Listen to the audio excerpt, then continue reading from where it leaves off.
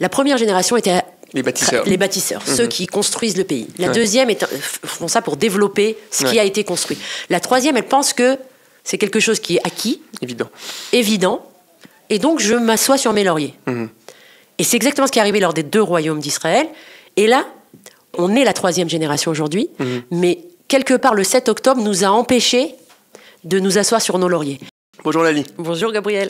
Écoute, c'est vraiment un honneur pour nous de t'avoir avec nous sur Chauffard, parce que je pense qu'on est dans un moment charnière dans l'histoire du peuple juif, et on a besoin de réfléchir.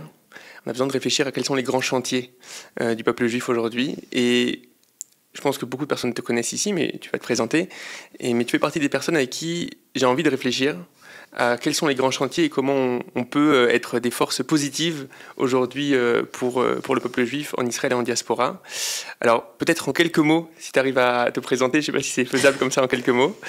Et après, ça m'intéresse d'avoir quels sont d'après toi les grands chantiers qui sont les nôtres. Alors, je m'appelle Lali Deré. Tout d'abord, je suis maman de 6 enfants, grand-mère de 5 petits-enfants, Maria Chaim. J'ai fait mon Aliyah quand j'avais 14 ans et demi, avec l'Aliyah Tanoir, en 90. J'habite à Eli, c'est une petite localité au nord de Jérusalem. Plus si petit. Plus si petit, c'est vrai. Et il y a 1 an et 8 mois aujourd'hui, en juin 2024, notre 2e fils, Saadia Yaakov, a terminé sa mission dans ce monde. Il a été tué à Gaza par une roquette qui a été tirée du quartier de Zaytoun à là où il se trouvait, où il était en train de combattre le mal avec un grand M. Il est mort avec l'arme à la main, avec le sourire aux lèvres, parce qu'il était en train d'accomplir une mission. Il faisait partie de ceux qui construisent ces fameux chantiers dont tu parles. Et depuis, j'essaye de récolter les lettres qui se sont dispersées après qu'il soit parti, et d'écrire avec ces lettres notre histoire à nous. Parce que toutes ces personnes qui ont été tuées parce que juifs depuis le 7 octobre, bien avant aussi, ils nous ont laissé quelque chose. Ils nous ont laissé une mission. Et j'essaye d'y être fidèle. J'essaye de donner un sens à cette douleur incroyable. Et c'est ce que je fais depuis. Depuis qu'il est parti, j'ai quitté mon travail parce que je travaillais en fait dans une association qui aidait les veuves et les orphelins de cette guerre. Saadia était marié avec Racheli. Il avait 2 enfants, Alélie et Inon. Mais le jour où j'ai écrit le nom de mes petits-enfants dans la liste des orphelins de la guerre, j'ai pas pu continuer. J'ai pas réussi à continuer. Depuis, sa femme a appris qu'elle était enceinte, juste après la Shiva. Et on a un 3e petit-fils qui s'appelle Yagel Chaim. Ça veut dire qu'il sera joyeux. Et il sera joyeux, il sera en vie. Et il y a beaucoup de choses à dire sur ça aussi. Ça fait partie des chantiers, cette capacité qu'on a, nous, le peuple juif, à rebondir. Voilà, c'était en quelques mots. Wow. Écoute, moi, je te connais déjà depuis avant. Cette histoire était déjà extrêmement engagée. Et j'ai l'impression que ta voix dans la société israélienne a pris une autre ampleur depuis non seulement ce qui est arrivé à Saadia, Zichrono Livracha, mais aussi de ce que vous en avez fait, toi et Chaim, de votre capacité à apporter un message lumineux et clair dans la société israélienne après cette épreuve. Et justement, c'est pour ça que ça m'intéresse d'avoir ton analyse. J'imagine que, de ce que je vois, tu es invité plus ou moins dans tous les milieux, dans tous les endroits, etc. Et tu portes certains combats.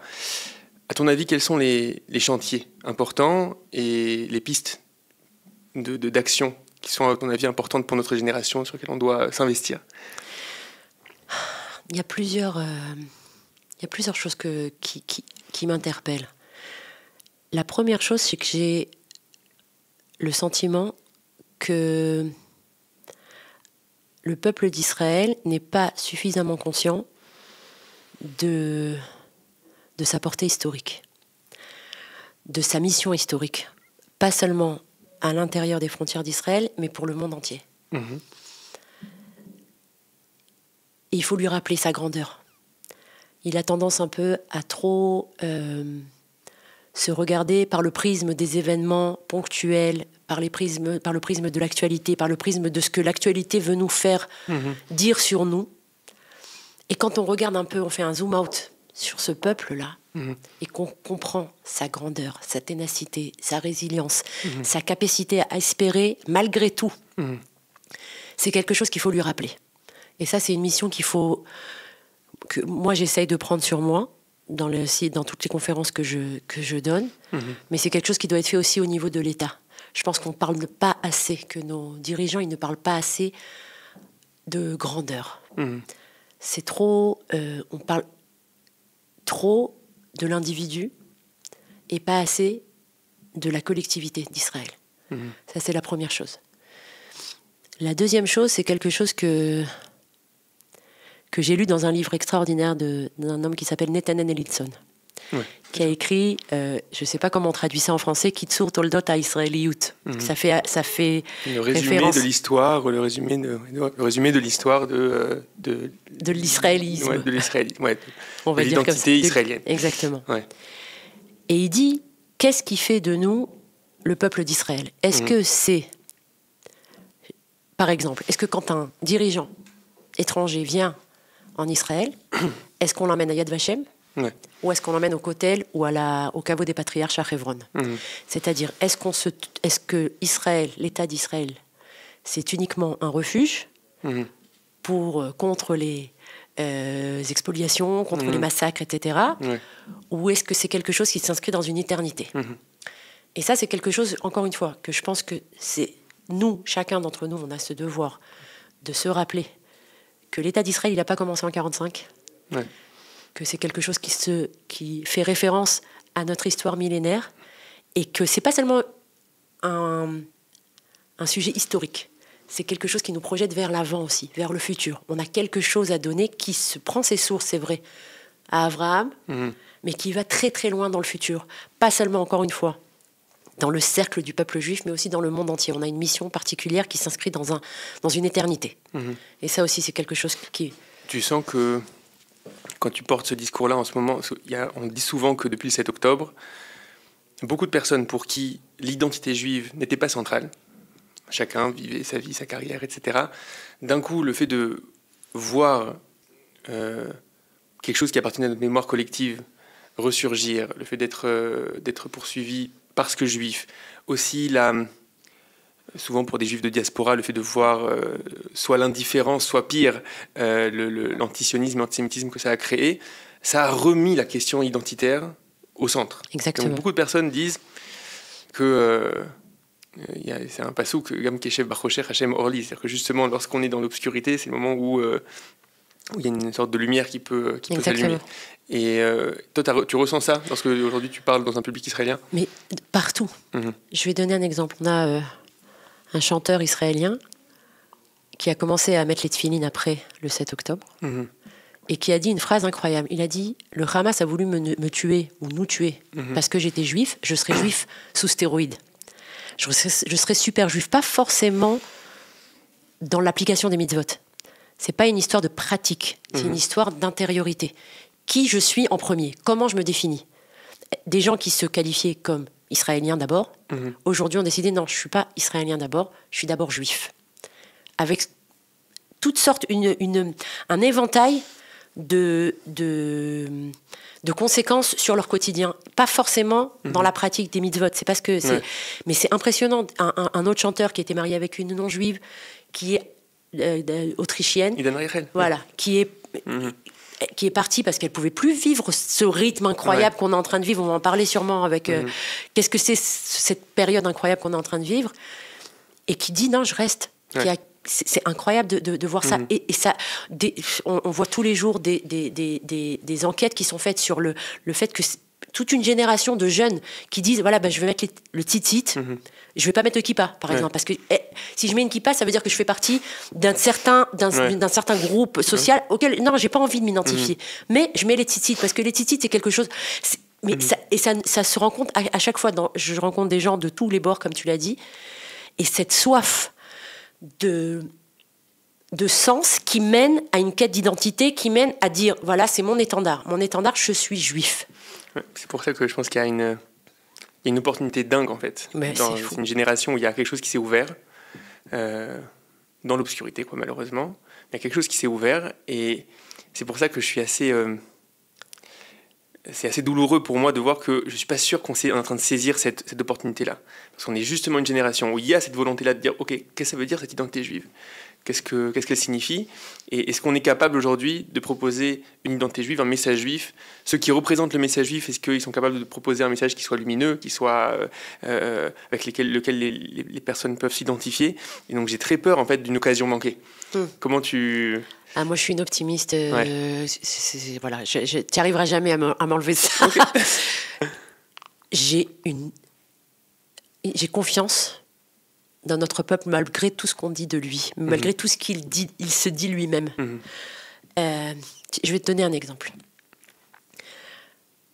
Quand on est revenu du cimetière, après les 7 jours, après la Shiva, on est allé donc sur la tombe de Saadia, et on est revenu, et l'armée avait déjà enlevé la tente de deuil qui a accueilli des milliers de personnes. Pendant cette semaine-là, les gens qui sont venus nous soutenir, qui sont venus nous prendre dans les bras, qui sont voulu nous dire « on est avec vous ». Et on est revenu, donc il n'y avait plus cette tente-là, et on a vu, là où on avait fait justement cette Shiva, c'était ce qu'on appelle, selon les termes du cadastre, c'était notre jardin. Sauf qu'il n'y avait pas de jardin. Il y avait des ronces, il y avait des mauvaises herbes. On s'était jamais occupé de notre jardin. Et on est revenu du cimetière, et mon mari et moi, Chaim et moi, on a dit, dans cet endroit-là, on fera pousser des fleurs, on fera pousser des arbres, on fera pousser de la lumière. Et on a fait venir un jardinier. Et on lui dit, mais qu'est-ce qu'on fait de toutes ces ronces ? Qu'est-ce qu'on fait de toutes ces mauvaises herbes ? Et il nous a dit une phrase qui est restée imprimée en moi. Il a dit, on peut passer une vie entière à essayer de déraciner les ronces ou de déraciner les mauvaises herbes. Si tu veux faire pousser un siyar, en hébreu un siyar, ça a 2 significations. Si tu préfères pousser un arbre, ou alors un débat ou une discussion. Siyar, c'est aussi un discours. Voilà, un discours. Concentre-toi sur lui, concentre-toi sur le siyar, concentre-toi sur cet arbre-là, concentre-toi sur ce discours-là, parce que c'est lui qui, à partir du moment où tu lui donneras de la force, tu lui donneras de la lumière, tu lui donneras de l'eau, tu t'occuperas de lui, alors il y aura toujours des mauvaises herbes qui donneront une mauvaise image de ton jardin. Mais quand tu t'occuperas de cet arbre-là, que tu le chériras, alors tu arriveras à transcender ces mauvaises herbes. Et je pense que... C'est la célèbre phrase du Rav Kook, Tzadikim, Enam Kovlim ala Harisha, Elam Mosifim Tzedek. On ne doit pas passer son temps à essayer de combattre l'obscurité, mais au contraire rajouter de la lumière. Exactement. Et ça, je pense que ça fait partie des missions qu'on doit prendre sur nous. On doit absolument prendre sur nous cette mission-là. Ils seront toujours là. Ils seront sur Twitter ou X, d'accord ? Ces mauvaises herbes. Ils vont se lancer des missiles l'un sur l'autre parce qu'ils ont besoin l'un de l'autre. C'est pas forcément des extrêmes au niveau idéologique. Pour la plupart des gens en Israël, je suis sûrement une extrémiste radicale au niveau de mes positions. Mais la manière dont je présente, la manière dont j'aborde les sujets, ça change tout. Et je n'accepte pas ce que me disent les cyniques qui me disent non, tout ce qui est important, c'est ce que tu dis, c'est ton opinion, et peu importe comment, c'est pas vrai. Et on a des mauvaises herbes qui se lancent des missiles l'un sur l'autre, et nous, on est le siyar, justement. On est au milieu, on veut pas parler de cette manière-là, mais on reçoit comme pendant la guerre, où on reçoit des fois quand on a un missile et un anti-missile, et on a des yiroutim, on a des débris qui tombent sur nous, on se prend les débris. Et ça, je ne l'accepte plus. J'accepte plus que ce soit les extrêmes au niveau dialectique et au niveau du débat qui est mené, ce soit eux qui nous définissent. Alors, on parlait du fait qu'il y a une génération qui se pose une question d'identité et qui se dit, OK, qu'est-ce que ça veut dire être juif ? Qu'est-ce que ça veut dire appartenir à cette destinée-là ? Est-ce qu'on a un message propre, etc. Et je pense que c'est le moment de parler de Saadia. Parce que je pense que c'est cette guerre... Il y a malheureusement un nombre extrêmement important de soldats Talmidei Chachamim, des soldats érudits qui sont tombés. Le Ravi Goldberg, Levinstern aussi, etc. Bref, on a malheureusement trop. Il y a un livre d'ailleurs qui est sorti sur les Bogrei Yeshivot Esder On va sûrement faire une vidéo comme ça qui va essayer de prendre des éléments de ce livre-là. Et je pense que c'est important en fait de prendre 2 secondes le temps de dire, malheureusement on les connaît parce qu'ils sont tombés, mais de prendre le temps de dire quel modèle ils sont en train de proposer. Ils proposent un modèle. Donc, on entend beaucoup parler de ceux qui disent que l'étude serait à la place du fait de servir militairement, au contraire il faut se séparer de la société israélienne parce qu'on a peur d'être influencé, etc. Et là, qu'on le veuille ou non, la société israélienne a été au contact de personnes qui vivaient différemment. Donc je pense que c'est le moment que tu nous présentes un petit peu quel a été le parcours de Saadia et en quoi il croyait. Saadia, d'abord, ce que je veux dire, je vais commencer par une anecdote qui est rigolote, mais qui veut dire beaucoup de choses. Saadia, il faisait toujours très très attention à être super bien habillé, à avoir une chemise immaculée, super bien repassée. Qui est rare dans notre milieu. Voilà, un pantalon qui tombait juste, des chaussures cirées comme ça. Seulement, il mettait des chaussettes incroyables. Des chaussettes avec Mickey Mouse, avec des chameaux, avec des flamants roses, des couleurs incroyables. Et je sais qu'il faisait ça parce qu'il voulait donner un sens même à ça, même à la manière dont il s'habillait. Je suis un mec très sérieux et c'est important pour moi de montrer que l'esthétique et l'éthique, ils peuvent aller de pair. Mais seulement, regardez mes chaussettes, franchement. La modestie aussi. Saadia, c'était un gosse qui était très normal, qui faisait des bêtises quand il était petit. Je vais raconter une anecdote encore une fois. Il était sage, c'était un enfant très sage, très gentil, qui aidait énormément. Mais tu sais, quand on est parent d'un gosse qui commence l'adolescence, tu stresses parce que tu sais pas exactement comment réagir. Et je suis allée à des cours d'éducation, bien entendu, et on m'a dit, tous les enfants, à l'âge de l'adolescence, ils doivent faire un petit tour. Après, ils reviennent, généralement. On espère, en tout cas. Et moi, je voyais pas qu'il faisait son petit tour. Je le voyais un peu trop sage, on va dire. Et un jour, son Rosh Yeshiva, il nous appelle, il nous dit, on a attrapé Saadia en train de fumer dans les dortoirs. Et moi, j'ai sauté de joie, quoi. Je me suis dit, c'est bon. Il était très naturel. Il a commencé à devenir un homme en première ou en terminale, où il a commencé à se poser des questions, justement. C'est les questions qui l'ont amené à être ce qu'il est. Il n'avait pas peur des réponses et il n'avait surtout pas peur de poser des questions. Il a fait le parcours Esder, c'est-à-dire qu'il est rentré dans la yeshiva à Yafo. Yafo, c'est donc à Tel Aviv, parce qu'il voulait mettre la Torah au centre. Aussi un double... dans le centre du pays. Voilà, dans le centre du pays, mais aussi dans le centre de sa vie. Et donc, il a étudié là-bas 2 ans et demi. Il a rallongé un peu la période de ses études. Il faut expliquer pour ceux qui nous écoutent en France. Donc, une yeshiva Esder, c'est une yeshiva, donc, en général dans la partie sioniste religieuse de la société israélienne, où on fait 1 an et demi, 2 ans de yeshiva, puis après on fait 1 an et demi d'armée, puis après on revient pour faire 1 an et demi ou 2 ans de yeshiva. Et c'est en gros le parcours. Donc lui, il a fait 2 ans et demi, il a rajouté 1 an encore de yeshiva. Ensuite, il s'est enrôlé dans l'armée, dans Golani, la brigade 51. Et il est resté là-bas 2 ans parce qu'il a fait une formation pour être Mefaket Kita, officier, commandant de classe, d'accord. Et ensuite, il s'est posé la question parce que ces officiers, ils voulaient qu'il reste à l'armée. Et là, il s'est dit, quelle est ma lettre dans le Sefer Torah du peuple d'Israël? Quelle est ma valeur ajoutée? Et après avoir beaucoup réfléchi, il s'est posé beaucoup de questions et avoir essayé de trouver des réponses, il a décidé de retourner à la yeshiva, qu'il n'a jamais quitté en fait, puisqu'il est resté là-bas jusqu'à la fin. Il a étudié tout.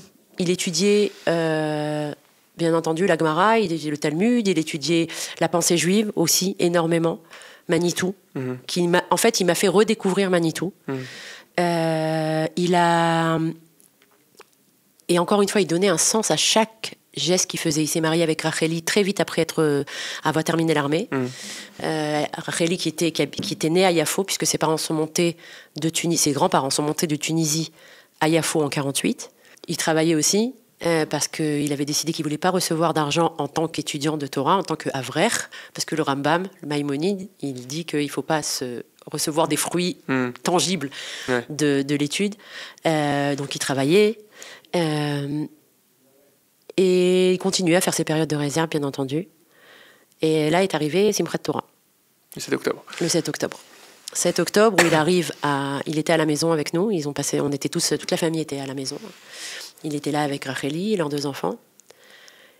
Il est allé danser avec la Torah, qu'il aimait du plus profond de son cœur.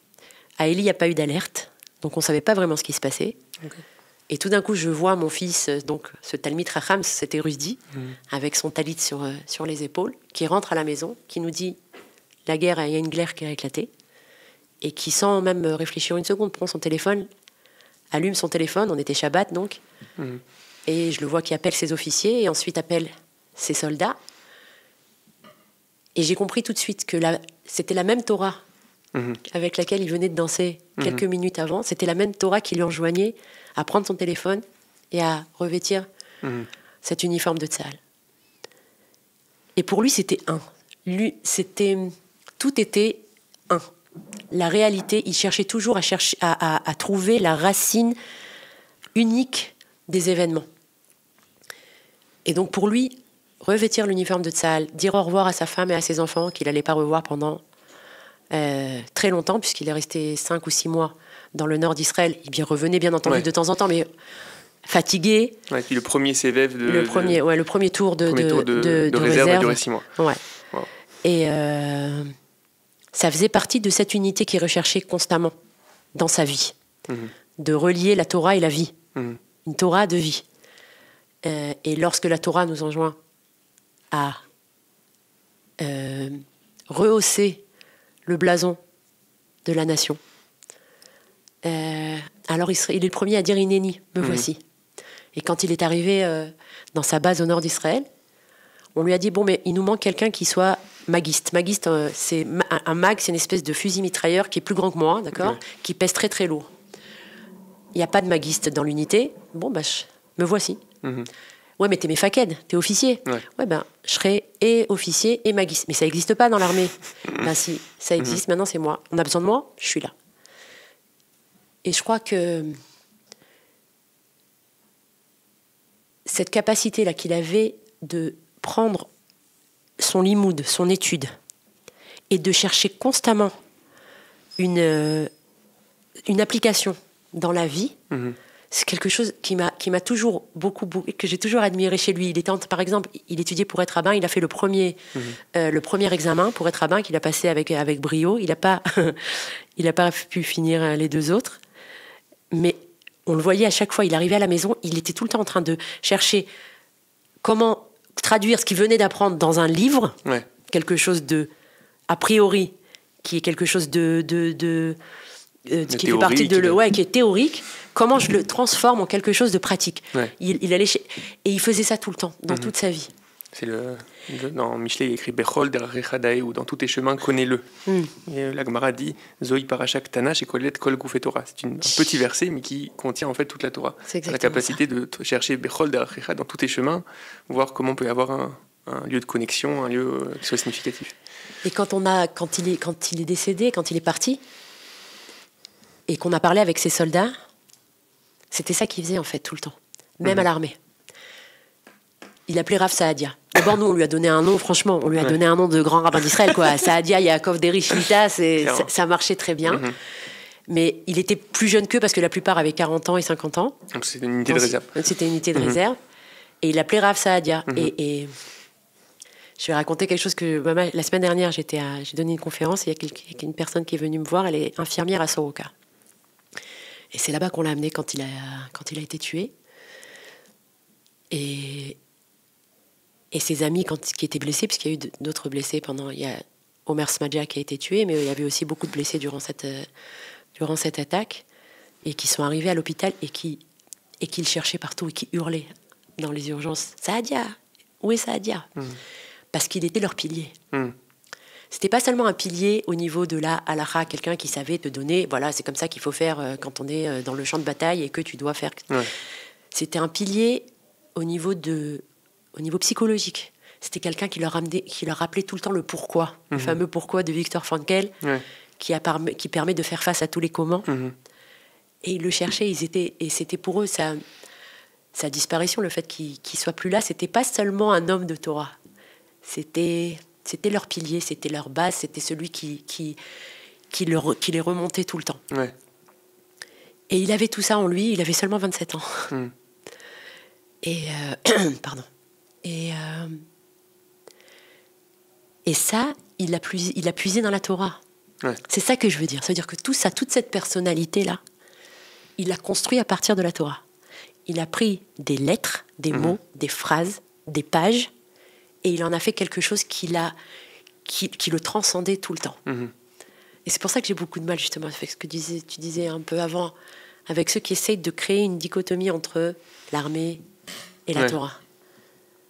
Pas seulement parce que mon fils a le prouvé et parce que des centaines et des milliers et des dizaines de milliers de soldats l'ont prouvé, mais parce que ce message-là réducteur de la Torah et par la Torah de Dieu lui-même, d'Akadosh Baruch Hu lui-même, je ne peux pas l'accepter.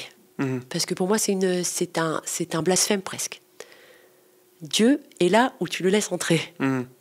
Et si tu lui fermes la porte, alors tu le réduis. Ouais, je pense que c'est... Bon, à Chauffard, souvent on en a parlé, et souvent on reçoit des commentaires qui sont des commentaires des fois un peu critiques du fait que pourquoi justement vous montrez du doigt, pourquoi vous critiquez, etc. Il y a ici une discussion entre le monde de la Torah harédite et le monde de la Torah sioniste religieux, etc.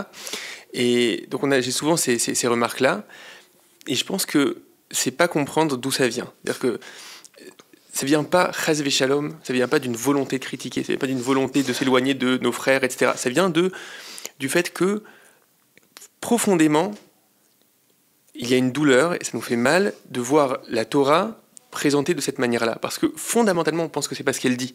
Exactement. Fondamentalement. Exactement. Profondément, on pense que le message de la Torah, c'est un message qui est capable, justement, d'élever tous les aspects de la réalité, d'élever la personne, d'élever la société, etc. Et lorsque on entend parfois un certain message, je ne dis pas que c'est le message du monde harédi de manière générale, je parle d'un certain message qu'on peut entendre, que j'appelle, je vais essayer de m'expliquer, que j'appelle une Torah trou noir. Qu'est-ce que c'est une Torah trou noir ? C'est-à-dire qu'un trou noir, il a une telle force de gravité qu'il aspire tout, et il y a de lumière nulle part, puisque tout est aspiré. Donc, qu'est-ce que j'appelle une Torah trou noir ? C'est le fait de dire, il n'y a de valeur que dans la maison d'études. Il n'y a de valeur que dans le cultuel. Tout le reste, finalement, c'est pas intéressant.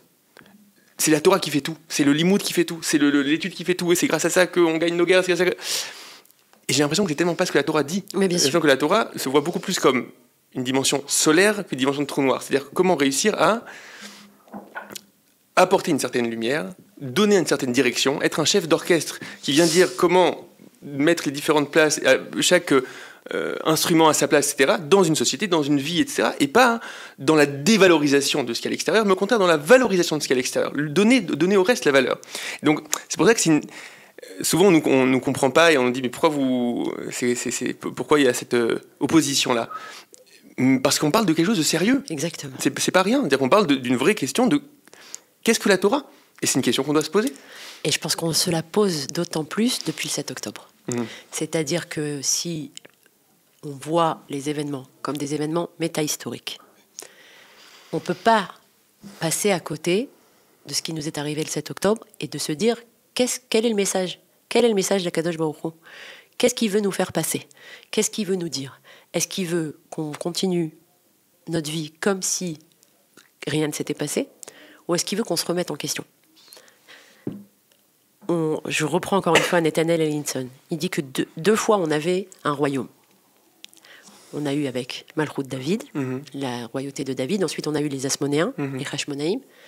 Et à chaque fois, la troisième génération, la première génération était les bâtisseurs, ceux qui construisent le pays. La deuxième font ça pour développer ce qui a été construit. La troisième, elle pense que c'est quelque chose qui est acquis, évident, et donc je m'assois sur mes lauriers.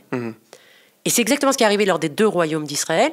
Et là, on est la troisième génération aujourd'hui, mais quelque part, le 7 octobre nous a empêchés de nous asseoir sur nos lauriers.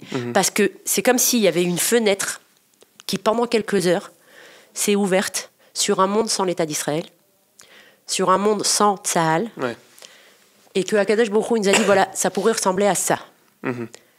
À partir de ce moment-là, est-ce que moi, qui crois en Dieu, qui respecte ses commandements, est-ce que je comprends qu'il y a un message qui veut être passé, qui veut nous faire dire, ne crois pas, toi, qui vis dans le Beth Amidrash, justement, qui vit dans la maison d'études, ne crois pas que tu peux continuer ta vie comme elle était avant. Parce que Dieu t'a ouvert les yeux, ou en tout cas essayé de t'ouvrir les yeux sur quelque chose. Et ça, je sais pas, pour moi, c'est une révélation, parce que c'est vrai que je suis tombée dedans quand j'étais petite, dans ce monde qui voyait le sionisme et la Torah comme une seule entité. Mais jamais j'ai pensé que ce débat-là, il serait tellement, dramatique, dans le sens où il peut décider vers où on se tourne. Je pense que j'ai essayé d'expliciter ce que tu dis, c'est-à-dire que c'est pas une question théorique, c'est même plus une question en fait de Beth Amidrash, c'est même plus une question entre deux écoles de pensée, etc. Aujourd'hui, la société israélienne, et c'est possible que les prochaines élections, et c'est possible que même maintenant un gouvernement tombe sur ces questions-là, sur des questions qui sont des questions de comment on gère justement une partie de la population qui représente, pour beaucoup, cette fidélité, cette continuité du message juif, etc. Comment on gère le fait qu'elle ne veut pas complètement faire partie de cette histoire qui est en train de s'écrire ici en Israël. Il faut expliquer un petit peu. C'est une stratégie de préservation. Okay, et je pense que c'est important de dire que cette stratégie de préservation, je la comprends. Et c'est possible qu'elle marche. C'est-à-dire qu'au final, ce que le monde Haredi a réussi à créer depuis la création de l'État d'Israël, personne n'aurait pu dire que ça allait devenir quelque chose aussi... le nombre de yeshivot, le nombre de personnes qui étudient, des belles familles, des belles valeurs, etc. Il faut être capable de dire il y a quelque chose qui marche. Bien sûr. Mais pour faire ça, la stratégie a été de créer des murailles très hautes. Des murailles très hautes face à la culture ambiante, face à la société israélienne, et donc aussi face... La société israélienne, c'est pas comme créer des murailles avec la France. C'est tes frères. D'accord ? Et il y a un moment où tes frères te disent comment ça fonctionne cette histoire-là. On est ensemble dans le bateau, on n'est pas ensemble dans le bateau, etc. Et pour moi, on est vraiment dans ce moment charnière-là où je comprends la stratégie du monde Haredi qui veut se préserver et qui pense que ça marche. Et d'un autre côté, on voit que sur certains points, c'est plus faisable. Il y a quelque chose on n'est plus capable de tenir quelque chose comme ça. C'est pas seulement que c'est plus faisable, c'est que c'est un peu un aveu d'échec que de dire que la seule manière d'être un juif craignant Dieu et pratiquant les mitzvot, c'est en s'enfermant dans un ghetto. Aujourd'hui. Pourquoi ? Parce que ça voudrait dire que quelqu'un qui baigne dans l'éducation orthodoxe, harédite, s'il se retrouve dans une unité où l'officier n'est pas exactement sorti de la yeshiva, de la même yeshiva que moi, alors toutes mes défenses vont s'écraser, vont être détruites, et je vais devenir quelqu'un qui ne croit plus en Dieu et qui ne pratique plus ses mitzvot. Ouais. Ça veut dire que c'est une maréchet rissounite, c'est un système immunitaire très, très, très, très, très, très faible. Et je pense que le monde orthodoxe, le monde haredi aujourd'hui est en train de comprendre, peut-être pas au niveau de son leadership, qui refuse encore, parce que c'est quelque chose qui est ancré depuis des siècles. Mais il y a quelque chose qui est en train de se réveiller, de se dire, mais attends, moi j'ai des valeurs, j'y crois. Et mes valeurs, je suis bien dans mes bottes dedans. J'y crois et j'ai pas peur que la moindre petite bourrasque me fera partir, parce que sinon ça voudrait dire quelque chose de très grave ça voudrait dire que l'éducation n'est basée que sur justement ces murailles et pas sur autre chose, pas sur une volonté de profondeur, pas sur une recherche de relation entre moi et l'écrit. Est-ce que je m'identifie à ce que je lis, ou est-ce que je le lis et ça fait ok, j'ai un QI exceptionnel et ça fait partie ça reste à ce niveau-là, mais ça rentre pas à l'intérieur du nefesh, de l'âme. Et toutes ces questions-là, elles sont en train d'être posées, et c'est des questions qui sont incroyables et qui encore une fois, c'est des choses ce sont des questions qui vont définir c'est quoi la 3e et la 4e génération ici sur la terre d'Israël.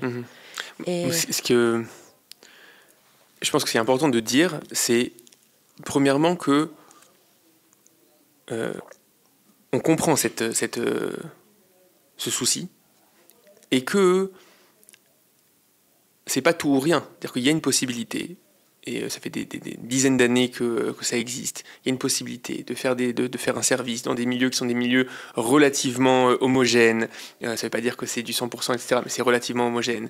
Il y a une possibilité de... pas toute personne qui aujourd'hui a fait un petit peu de réserve ou connaît un petit peu de ça, c'est à quel point des pourcentages de personnes qui sont pratiquants sont énormes. C'est-à-dire que, 50%, 60% dans certaines unités et tout. Donc, souvent, il y a quelque chose qui est un peu imaginaire, une espèce de crainte imaginaire, parce qu'on nous a raconté qu'à partir du moment où tu mets les pieds là-bas, alors tu rentres dans une espèce de système qui va tout faire pour t'éloigner de qui tu dois être, etc. Ça m'intéresse que je sais que ces derniers mois, peut-être même plus, tu es rentré dans ce sujet-là. Est-ce que tu peux m'expliquer un peu qu'est-ce que tu essaies de faire là-dedans et les réactions que tu reçois? En fait, c'est un débat qui m'interpelle bien avant que Saadia tombe en combat. C'était des débats que j'avais avec lui. Enfin, c'est même pas des débats, on était tous les deux d'accord sur ça. Ça le rendait dingue. Ouais. Encore une fois, quand il a commencé, il est arrivé au Milouim. Il y avait donc, avant qu'il rentre dans la base, il y avait ce qu'on appelle Shetar Kinous, c'est un terrain où ils se réunissaient tous les soldats. Et il y avait un groupe justement de personnes orthodoxes qui sont venues et qui distribuaient des pièces de 50 agourot à mettre dans les chaussures des soldats, en leur disant, si tu fais le vœu que tu vas mettre cette pièce de 50 agourot dans la tzedaka, tu vas faire l'aumône avec, et comme tu es shaliach mitzvah, comme tu es un émissaire d'une mitzvah, tu vas faire l'aumône, tu vas faire de la tzedaka, alors tu seras protégé. Et Saadia, il leur a ri au nez, en fait. Ouais. Il leur a dit, mais tu me vois là ? Je suis entièrement, depuis là jusqu'à mes pieds, je suis un shaliach mitzvah, je vais protéger mon peuple, je vais me mettre en danger. De l'ota model d'amrecha, de milchemet mitzvah, etc. Et toi, tu me donnes 50 agourot ? Ça me rappelle une autre histoire, encore une fois. C'est comme, imagine-toi, rentrer dans un bloc opératoire, tu vois, il y a un chirurgien qui va faire une opération, et puis tu lui dis, voilà, j'ai une petite mitzvah que tu peux faire, que tu peux te rajouter de ça. Il est tout entier en train de sauver une vie, quoi. Exactement. Ouais. Ça me rappelle une autre histoire que j'ai entendue du Rav Chaim Sultan, de Bethel. Une fois, il a fait venir un groupe, justement, de France, et je crois qu'ils sont montés à Masada, ou je ne sais plus exactement, où ils étaient devant la mer, et ils voulaient prier au Netz, au lever du soleil. Et on les voit, donc ils les voient tous en train de regarder dans leur patach Eliaou l'heure du lever du soleil. Il leur dit, mais ouvrez les yeux, regardez devant vous, le voilà, le soleil il va se lever maintenant. Ouais. C'est-à-dire que cette capacité à s'ancrer uniquement il faut que ça soit écrit en noir et blanc, sinon il faut que ça soit quelque chose de petit. Et tu vois pas la nature là devant tes yeux. Ouais. T'as le soleil qui est en train de se lever. Tu vas prier devant le soleil lui-même. Qu'est-ce que tu regardes dans un livre ? Et c'est exactement ça. Et donc cette discussion, je l'avais beaucoup avec Saadia. Et en fait, ce qui s'est passé, c'est que pendant la Shiva est venu le Rosh Aka, le général qui est responsable de tout ce qui est ressources humaines dans l'armée. Et on lui a posé la question. On lui a dit, comment est-ce possible ? Mon fils a été tué à Djebalia. Djebalia, Saadia a été tué en juin 2024. Il y a eu, je ne sais pas combien de fois où on est rentré dans Djebalia pour le purifier de terroristes. Le nettoyer. Moi, le purifier aussi. Ouais. Le nettoyer de terroristes. Et ensuite, on est ressorti. Et j'ai dit, mais on a perdu beaucoup de soldats pour ça. Dans cette guerre-là, à Djebalia, pour essayer justement de nettoyer ce nid de serpent, on a perdu beaucoup de soldats. Comment est-ce possible qu'en juin 2024, après qu'on ait quasiment 1 an de guerre, des terroristes réussissent à tirer un missile depuis Djebalia ? Et le général m'a dit, c'est vrai, on était à Djebalia, on est rentré, on a nettoyé, on est ressorti plusieurs fois. Et pourquoi vous êtes ressortis ? Parce qu'on n'avait pas assez de force, en fait. On n'avait pas assez de soldats. Je rentre pas, je suis sûre qu'il y a aussi des problèmes de tactique militaire qui étaient pas adaptés, etc. Je suis certaine de ça. Je suis certaine qu'il y avait la conception d'une armée petite et intelligente plutôt qu'une grande armée bien solide. Ça aussi, ça rentre dans ça. Mais quand il m'a dit cette phrase-là et que j'ai commencé à faire un peu de recherche, parce qu'il n'y a rien à faire, on a perdu beaucoup de soldats, on a des dizaines de milliers de soldats blessés qui ne peuvent plus retourner faire leur période de réserve. Quand j'ai vu qu'il y avait des familles où des parents, des papas, avaient laissé leurs enfants et leurs femmes pendant 100, 300, 400, 500 jours, je me suis dit, il y a quelque chose qui tourne pas rond. Donc j'ai commencé dans cette optique-là. Et puis après, je me suis dit que c'était pas la bonne optique de parler au niveau technique. C'était pas vraiment ma motivation première. Ma motivation première, c'était le Chilul Hashem. Comment te dire comment dire Chilul Hashem en français? Je sais pas. La profanation du non-divin. Le fait que des gens se cachent derrière la Torah pour faire le contraire de ce que la Torah nous demande, en fait. Et donc c'est comme ça que je suis rentrée en me disant, mais encore une fois, pas par haine.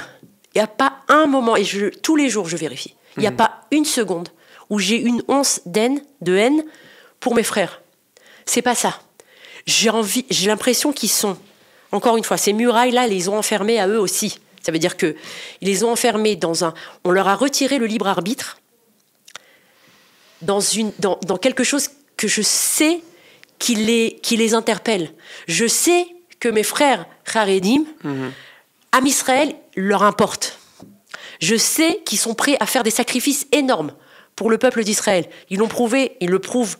Certaines personnes le prouvent quand ils sont volontaires à Zaka, à Magen David Adom, à Ichud Hatzalah. Ils ont cette fibre-là qui vibre. Mais seulement, on leur dit, ceux qui ont créé ces murailles-là, leur disent à partir du moment où tu vas ouvrir une petite porte, une petite fenêtre dans cette muraille-là et que tu vas élargir ton champ de vision, tac, tu feras plus partie de notre groupe. Et là, je me suis dit non, je veux, parce que je suis la mère de Saadia, ce gosse qui a étudié pendant 11 ans la yeshiva, qui était un tiers de rabbin, qui était Talmid Chacham, qui était un érudit. On n'est pas rabbin parce qu'on a passé les Mifranim. Ouais, je sais. On est rabbin parce qu'on est érudit. Voilà. Alors, il était rabbin. Clairement. Ce gosse-là, qui tenait son mag, justement, qui pesait je ne sais pas combien, qui avait la mitraillette en main, mais qui avait aussi dans son sac un talit, alors que ce n'était pas obligatoire, Tfilin Rashi et Tfilin Rabbeinu-Tam, Gemara, Chumash, et qui portait ce qu'il appelle un pakaldat. Il avait une boîte où il y avait les bessamim pour la Havdalah de samedi soir, 2 nérotes pour allumer le vendredi soir, qui avait des sidourim, qui portaient tout ça. Qui portait tout ça, pas seulement parce qu'il le portait physiquement, mais il portait ça en lui. Ça, si lui, il a été capable de faire ça, et si encore une fois des dizaines et des centaines de milliers de soldats ont été capables de faire ça, cette petite fenêtre-là, elle doit s'ouvrir dans cette muraille pour leur montrer que c'est possible. Et donc c'est comme ça que j'ai commencé c'est même pas un combat, je veux pas appeler ça un combat. Cette espèce je voulais mettre la lumière sur le fait que je suis intrinsèquement persuadée que c'est ce que Dieu demande de nous. Quand je me pose la question, Ma Hachem Shoel Meimar, qu'est-ce que Dieu te demande aujourd'hui? C'est ça. C'est ça qu'il nous demande. Cette capacité-là à joindre toutes les forces de vie dans le sens de la Torah. Quel retour t'as eu? Comment tu sens quelle réaction? Est-ce que tu sens qu'il y a des choses qui se réveillent? Est-ce qu'au contraire ça crée une levée de bouclier? Alors, j'ai pas été du tout étonnée de recevoir énormément de soutien de la part de personnes qui appartiennent au monde Haredi, justement. De gens qui m'ont dit continue ce combat. Et continue ce combat dans la manière que tu as choisi de le mener, c'est-à-dire sans haine,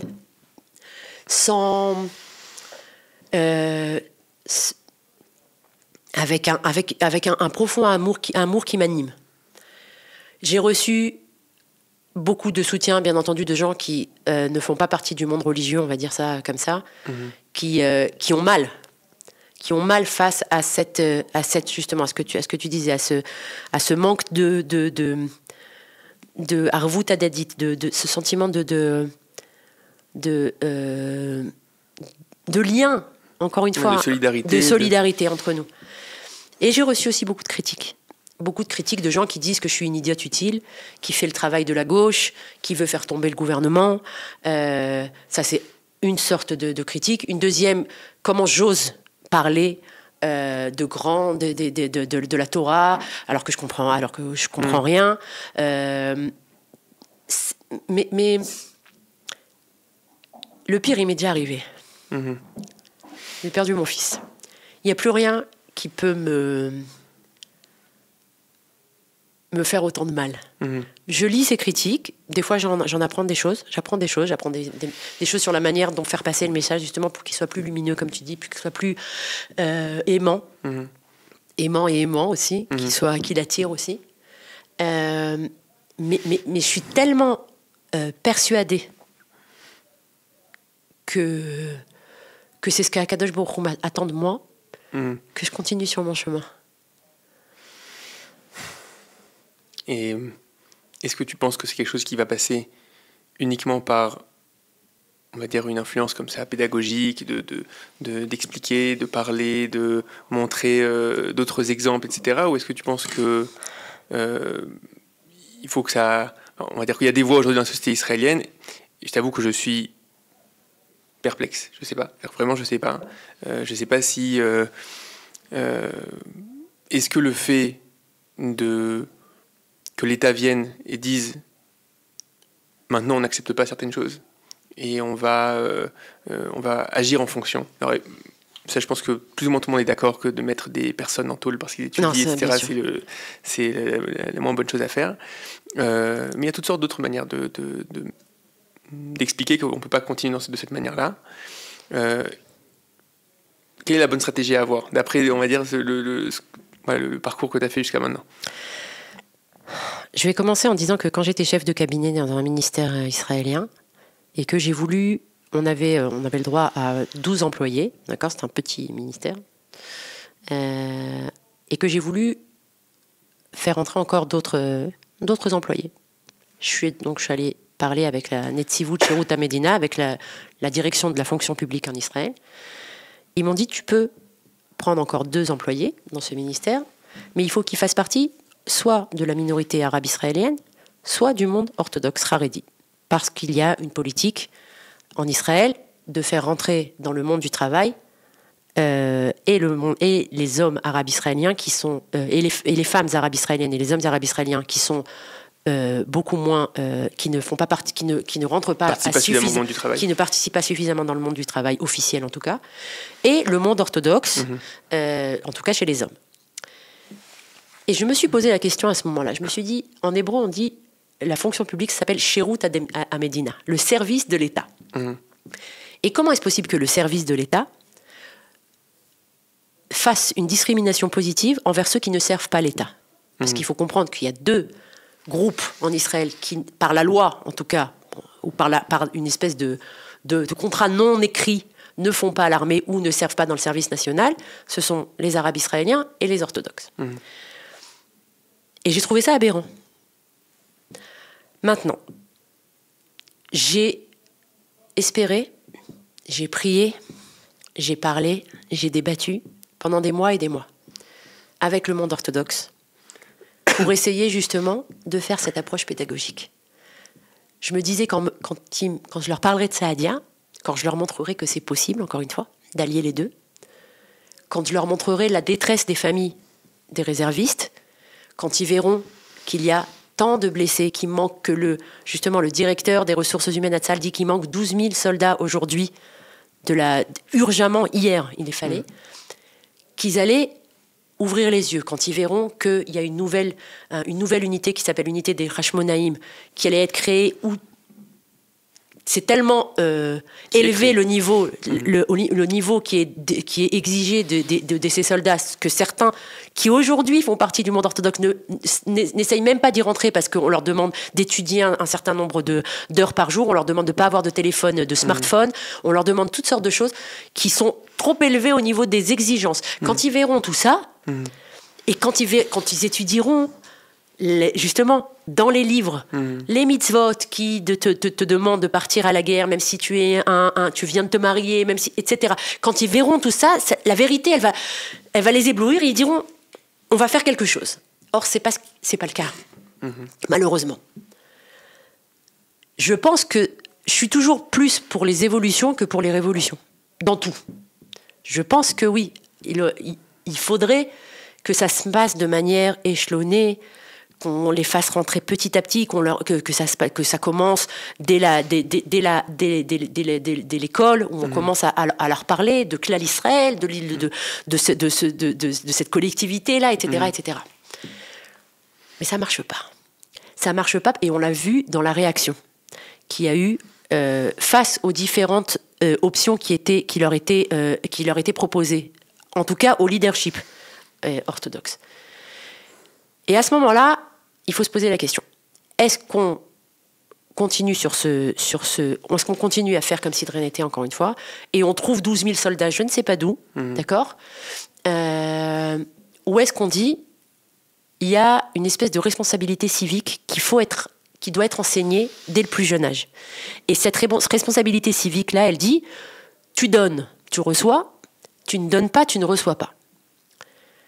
Et là, à partir de ce moment-là, quand on pivote sur cette question-là, on se dit, est-ce que c'est normal que, par exemple, quand le ministère de la Construction fait un appel d'offres pour des jeunes couples pour recevoir un appartement avec une réduction compensée par l'État, est-ce que c'est normal que 80%, parce que par hasard, le ministre de la Construction est orthodoxe, est-ce que c'est normal que 80% de ces appartements-là, qui sont donc vendus avec une belle réduction, soient accordés à des personnes qui ne servent pas l'État?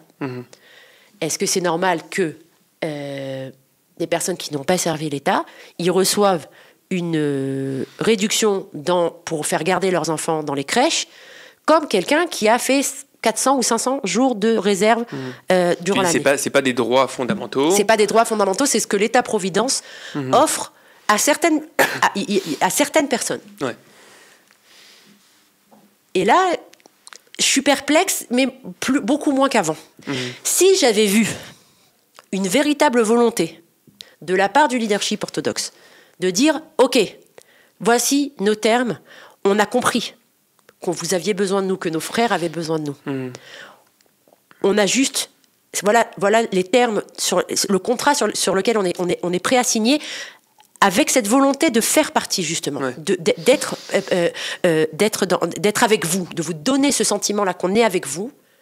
Alors j'aurais dit, OK, on attend, les 12 000, ils viendront, Dieu est grand, il va nous protéger, et tout ça.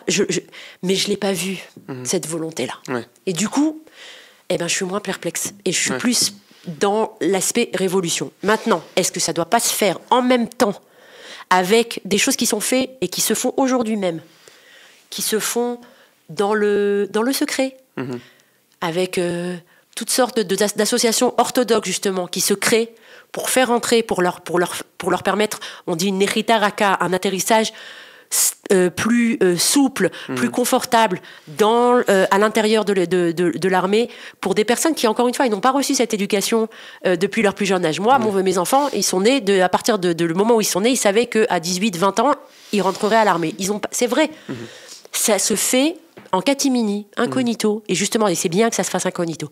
Est-ce qu'il ne faut pas, en même temps, ce rappel à l'ordre? Tu fais partie d'une société, tu fais partie d'un État, tu as des devoirs. Et ça, je pense que c'est quelque chose qui, malheureusement, je le dis vraiment, va devoir se faire de manière un peu plus coercitive que j'aurais voulu. Je pense qu'il y a aussi un autre axe. C'est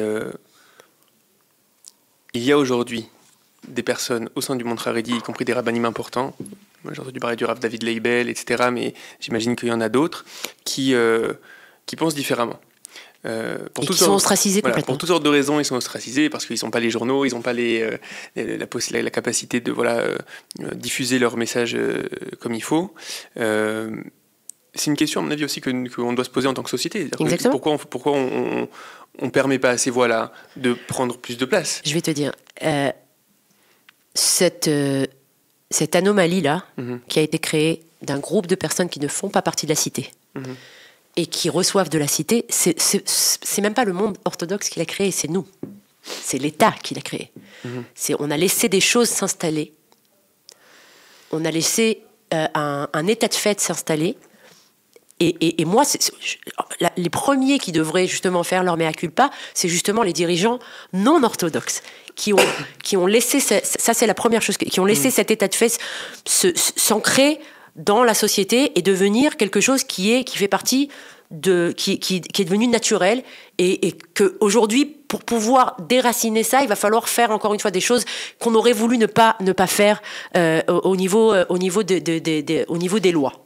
Si aujourd'hui la droite israélienne, ou en tout cas la société, on va dire la société israélienne, ne renforce pas des gens comme Yossi Lévi, qui est le directeur de Netzach Yehuda, qui est une organisation qui allie la Torah et l'armée, qui fait venir des jeunes orthodoxes et qui les fait rentrer à l'armée. Les yeshivot esder harediot, ce modèle qu'on a vu que Saadia a adopté, et qui est aujourd'hui des gens comme le Rav David Leibel, des gens comme le Rav Gottlieb, des gens comme ça qui sortent du lot. Si nous, on n'est pas capable par exemple, moi, ce que j'essaye de faire, c'est de faire rencontrer justement le ministre le ministre de la Défense. Je veux lui faire, j'essaye de créer, au moins qu'ils connaissent ces initiatives-là. Si nous, on leur fait pas on les pose pas sur un piédestal, ces gens-là. Alors encore une fois, quand il y a un vacuum, quand il y a un vide, il est rempli. Qui va remplir ce vide? Est-ce que ça va être des gens comme le Rav Leibel ou Yossi Lévi, ou toutes ces organisations sont en train de se créer incognito, ou alors ça va être des gens comme, encore une fois, ce leadership intransigeant qui crée des murailles et qui les rehausse encore et encore, et qui nous empêche, et qui empêche le monde haredi de se rapprocher de ses frères. Bon, je suis d'accord avec toi que c'est dans les grands chantiers de notre peuple. Il y a 2 sujets encore que j'ai envie de voir avec toi. Le premier, c'est, et j'ai l'impression que tu œuvres beaucoup pour ça, c'est face aux fractures dans le peuple. Et donc ça m'intéresse de voir comment tu analyses ce sujet-là, quelles sont les pistes pour arriver à faire en sorte que, malgré le fait qu'on le veuille ou non, l'univers politique est un univers qui polarise, où c'est beaucoup plus facile d'expliquer à quel point l'autre est mauvais plutôt que d'expliquer qu'est-ce que toi tu as dans ton programme, etc.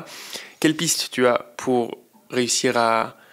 On est tous conscients, à mon avis, que ça fait partie des grands chantiers du peuple juif maintenant.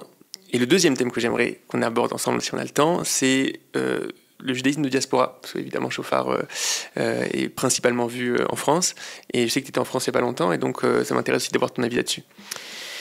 Ok. J'ai commencé à en parler un peu quand j'ai parlé justement des mauvaises herbes et des...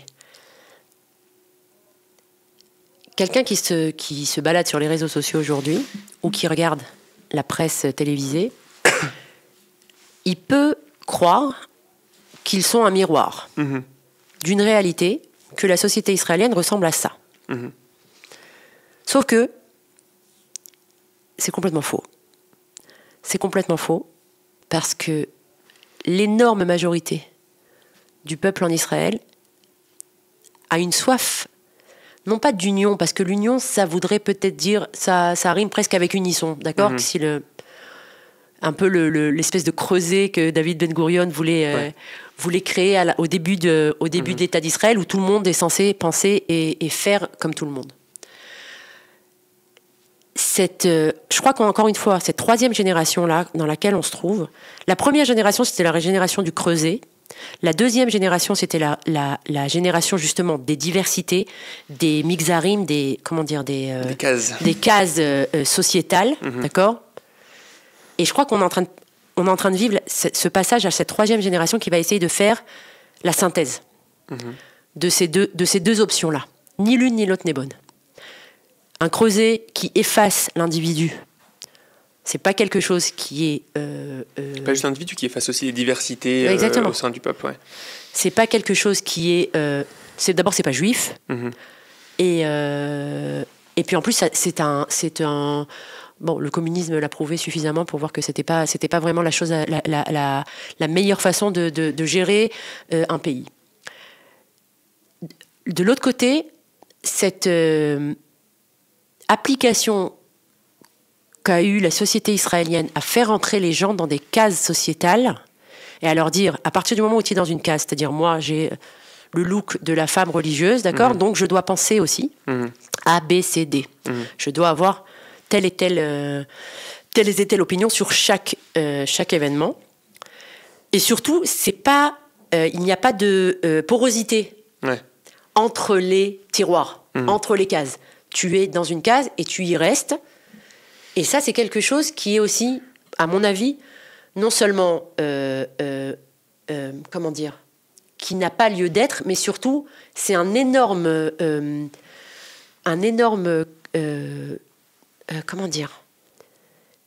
ça devrait être justement un leverage, une espèce de quelque chose qui nous un effet de levier. Un effet de levier. Un effet de levier, justement. Ouais, le fait de se dire, oui, alors on a cette diversité là, et c'est magnifique qu'il y ait cette diversité, mais on permet un peu à une porosité entre les différentes tribus. On permet à la tribu de Binyamin de se marier avec les autres tribus.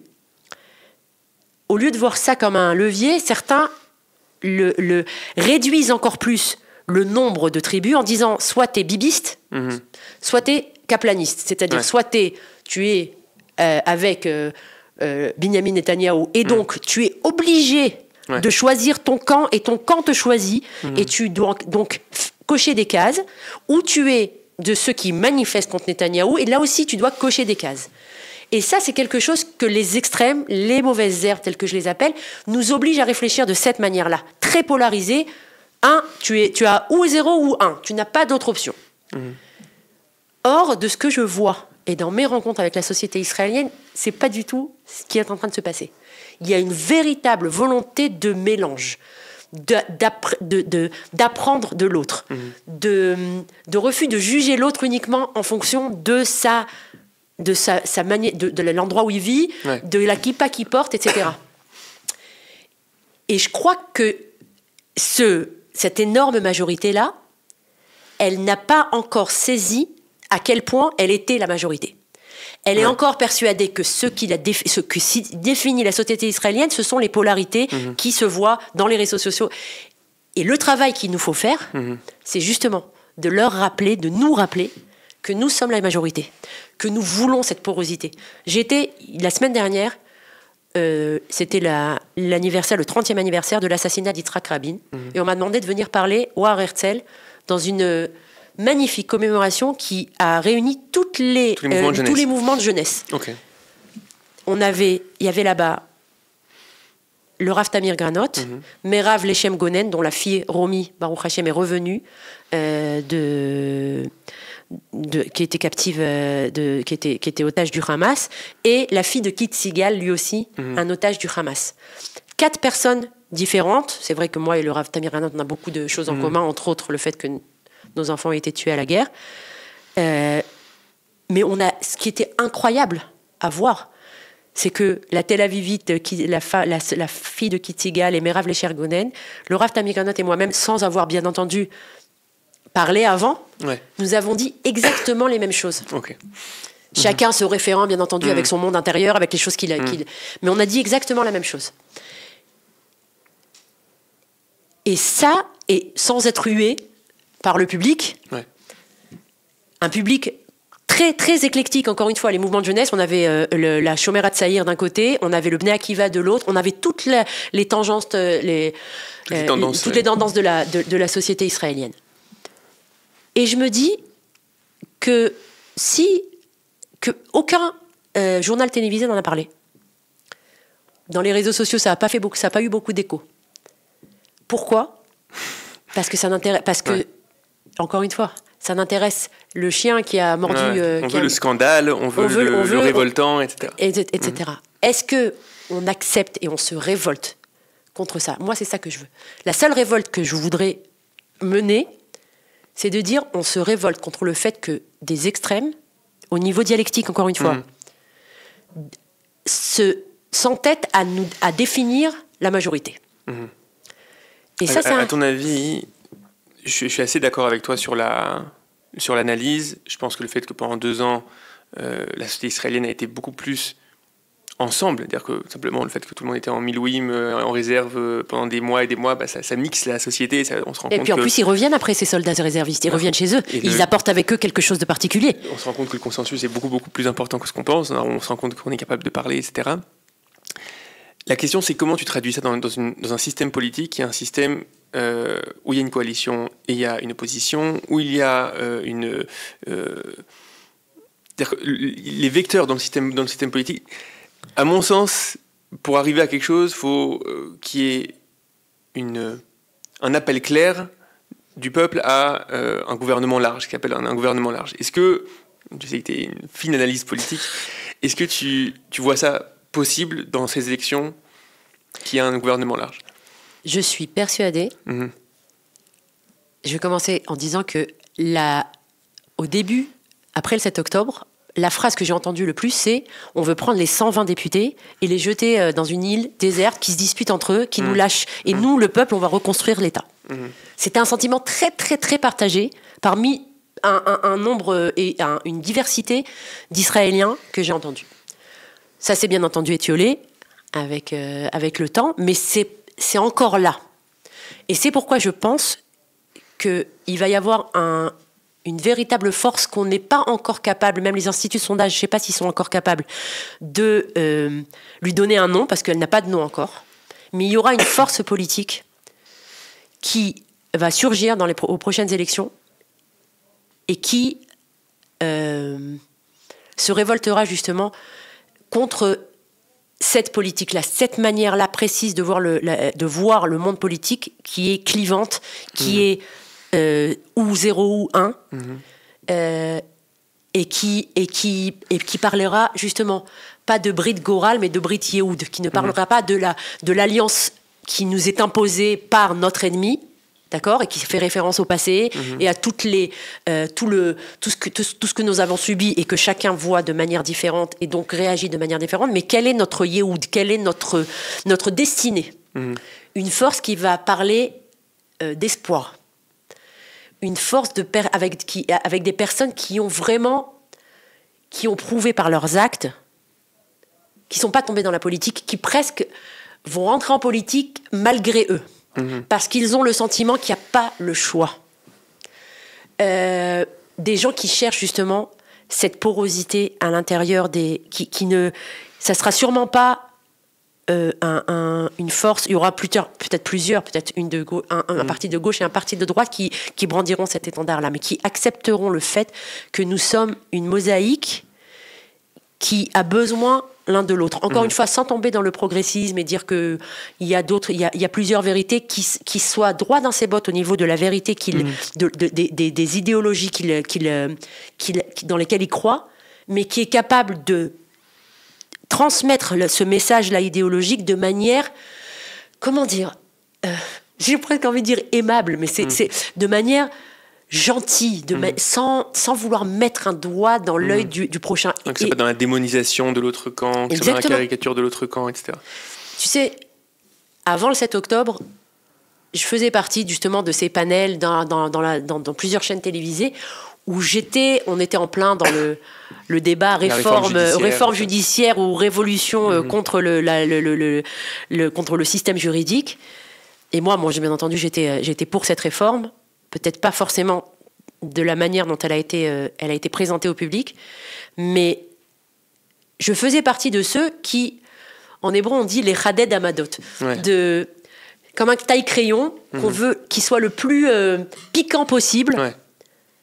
Pour pouvoir montrer à mon interlocuteur avec lequel je ne suis pas d'accord que c'est moi qui ai raison. Et j'ai eu le sentiment, après le 7 octobre, que j'avais fait partie justement de ceux qui avaient trop cherché à être pointus, à montrer que j'avais raison.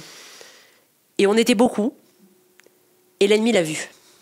L'ennemi a senti ça. A senti qu'on était en train de se bouffer les uns les autres. J'ai entendu, il n'y a même pas hier, je crois, un des otages revenus, Rome Berchevski, qui disait que les terroristes du Hamas qui le détenaient lui disaient « Mais regarde ton peuple, regarde, ils sont en train de s'entretuer entre eux. » Et ça, c'est une leçon.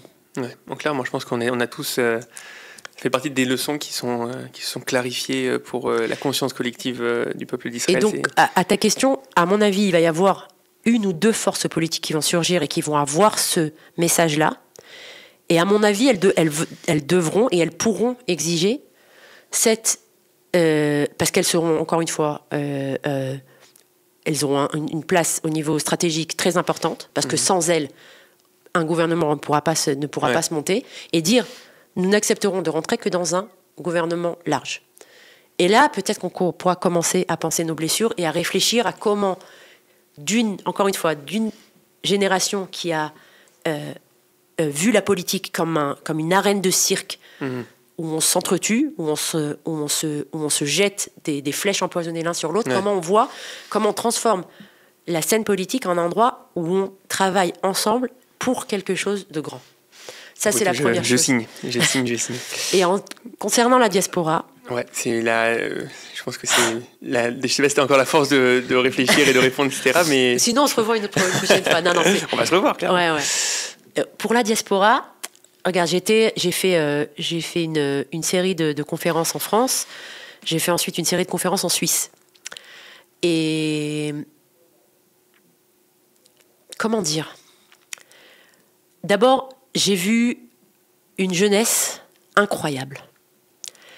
Une jeunesse qui a, en grande partie, a les yeux qui brillent quand on leur parle justement de la collectivité d'Israël, quand on leur parle de sens, quand on leur donne un sens à leur vie, quand on leur dit que le bac c'est bien, mais c'est pas tout.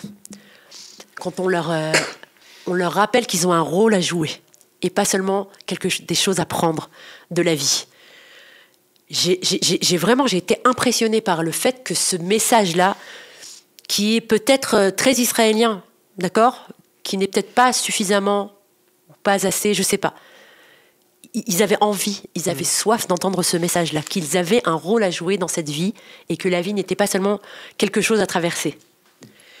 J'ai vu des personnes, des adultes, un peu plus fatalistes, on va dire. Ou fatalistes, ou en quête de plein de questions sur leur avenir en Europe. Est-ce qu'il y a quelque chose à faire encore en Europe? Est-ce qu'il y a quelque chose à sauver? Et qui, certains vont aller à l'agence juive, d'autres vont chercher un autre continent. Mais une vraie inquiétude, en fait. Ouais. Une véritable inquiétude. Je me rappelle avoir écrit, il s'avère que c'était quelque chose qui avait été écrit plus avant par Monsieur Gourfinkel, sur la cuisson de la juive de France et la cuisson du homard. Et en fait, là, j'ai vraiment l'impression qu'ils se rendent tous compte qu'il y a quelque chose qui va mal au royaume de France, on va dire. Ouais. Mais que ça demande un courage énorme de passer le pas et de dire qu'est-ce que je fais? Est-ce que je vais encore une fois déménager du 17e, parce que même maintenant le 17e c'est aussi devenu un quartier à racailles, pour passer à la prochaine destination? Ouais. Ou est-ce que je vais me dire je refuse justement que le sort et que l'antisémitisme définissent qui je suis et où je vais, mais au contraire, je vais chercher quelle est ma mission sur Terre. Qu'est-ce que je suis venu faire sur Terre? Est-ce que je suis venu et quel est le meilleur endroit où je peux mener à bien cette mission? Pour moi, la réponse, elle est évidente. Je suis là, j'habite en Israël, j'ai réuni mon histoire et ma géographie, et je préférerais toujours une alliance qui est une alliance liée à notre destinée, plutôt qu'une alliance qui est liée à notre passé ou à la haine ou à l'antisémitisme. Mais c'est un choix qu'ils doivent faire, parce qu'encore une fois, celui qui a un pourquoi saura faire face à tous les comment. Ouais. Et quand leur pourquoi, eux, il sera fort, alors ils sauront faire face aux comment, aux aléas de l'ALIA, de l'intégration, parce qu'ils auront un pourquoi très très fort qui sera le moteur de cette alia. Et je pense que c'est notre mission à nous, ici en Israël, à aller à leur rencontre et à leur proposer un pourquoi alternatif, un pourquoi qu'on n'aura peut-être jamais proposé, un pourquoi grand, un pourquoi fort. Et on n'a pas le droit, enfin en tout cas moi c'est ça, on ne peut pas se permettre aujourd'hui de fermer les yeux sur ça, d'être indifférent face à ça. On a quelque chose à leur apporter, ils ont quelque chose à apporter à la société israélienne. C'est évident pour moi. On parlait de fracture. Je pense que justement la société juive française et juive d'Europe a quelque chose à apporter. Et toute la diaspora juive a quelque chose à apporter justement pour réduire cette fracture. Et on les attend. Écoute, je signe aussi sur ça, je suis d'accord. J'étais aussi en France récemment, je suis assez d'accord avec tes conclusions. Écoute Lali, merci infiniment. Vraiment, on a beaucoup de chantiers, mais c'est voilà, ce genre de voix qui nous donne confiance dans le fait qu'on a les forces de faire ces missions-là, d'avancer comme il faut. Et l'image qu'on a de la société israélienne, du peuple juif, par les médias, au Parlement politique, est finalement tellement déformante, et finalement il y a des forces qui sont saines, vives, qui ont envie d'apporter, et donc ça donne pas mal d'espoir. Merci infiniment et j'espère qu'on se retrouvera très très vite. Merci beaucoup et Kol Hakavod à Shofar, je suis impressionnée tous les jours quand je reçois sur mon WhatsApp, je vous propose, je vous invite à tous à continuer à vous abonner parce que c'est une merveille. Merci infiniment, merci beaucoup.